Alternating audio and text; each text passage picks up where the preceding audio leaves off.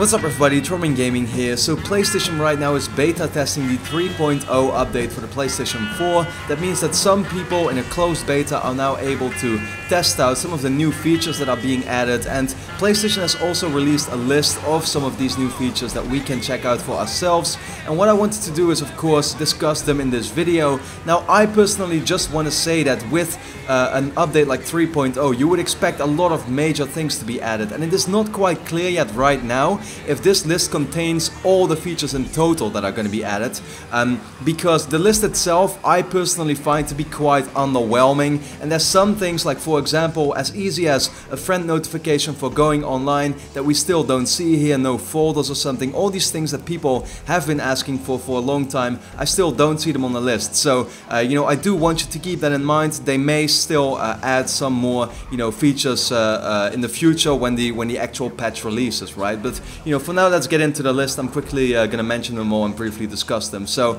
events has been added to the function items. The function items, by the way, is like the top row, I think, with friends, messages, all that kind of stuff. All events associated with PlayStation are now brought together, enabling you to discover, participate and watch these events in a centralized area. So for example, if there's something going on like E3 or Gamescom or PlayStation Experience, this will pretty much be a hub where you can see, you know, information about these things. It's really that simple. Communities also has been added to the friends section. Communities is a feature that enables you to find players who have similar tastes and interests. You can join an existing community or create your own community. You can also play games, join parties, or talk about shared interests with members in the community. So yeah, just make sure you're able to kind of like make your own group of people that you like, that you want to talk to or whatever, and you can find out more information about what they're doing. And you know, added to that comes the now playing section to see what games or parties members of the community are enjoying right now. You can also easily start a game, join a party, send a request to watch a member's gameplay and now playing. You can access now playing from the what's new section of the friends part,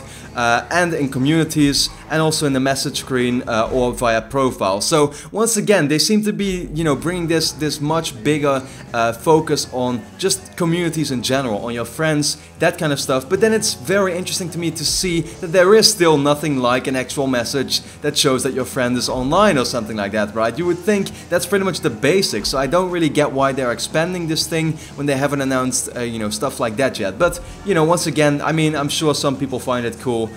So yeah, there you go. The next thing is that the layout of the message screen has been improved. From the message screen, you can now select now playing or easily start a party. You can also add your favorite groups to, you know, a new favorite group section in Friends, pretty much.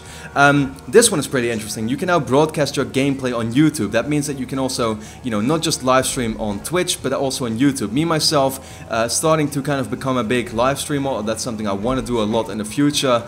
This is very interesting because, you know, YouTube seems to be really trying to compete with Twitch, right? They have the whole YouTube gaming thing that they want to start very soon, I think this year, and this is definitely going to help them with that. So yeah, if people can now also broadcast to YouTube, it makes me wonder how that whole community on Twitch and YouTube now is going to divide once YouTube really gets going with the live streaming stuff.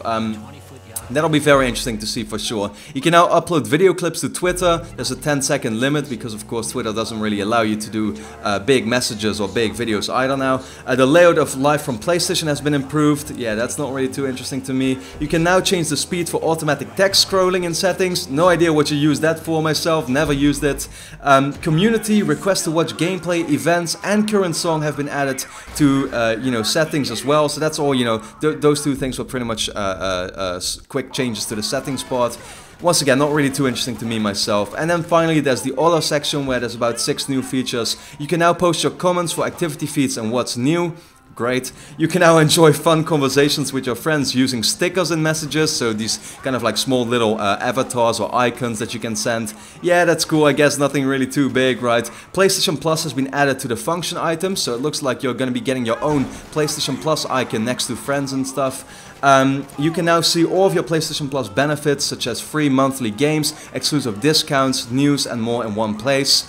which I guess is pretty cool. But for me, PlayStation Plus is really just about the games, you know. I just download the free games that come out, I try them out, that's really it. I don't even think stuff like discounts or news, or we used to get like beta access, that's what the plan was. I haven't really seen too much of that. For me, PlayStation Plus really has been about playing multiplayer and getting the free games. So, you know, in that way, also not really too interested about that.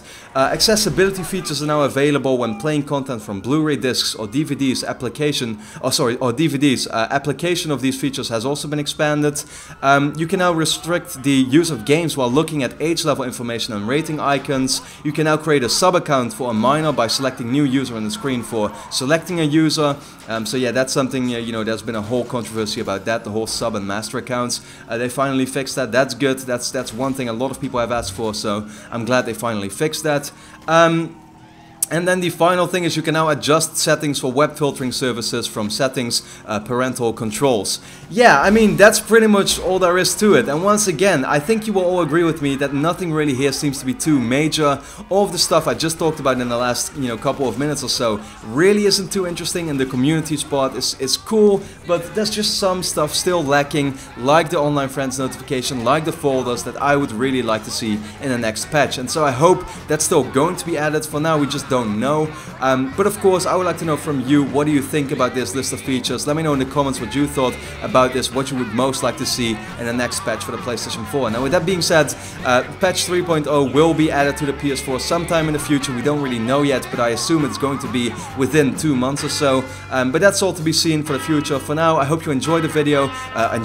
Leave a quick like, of course, if you liked the video, if you liked watching it, because it really helps me out. And for now, I'd like to thank you a lot for watching, and hope to see you again next time.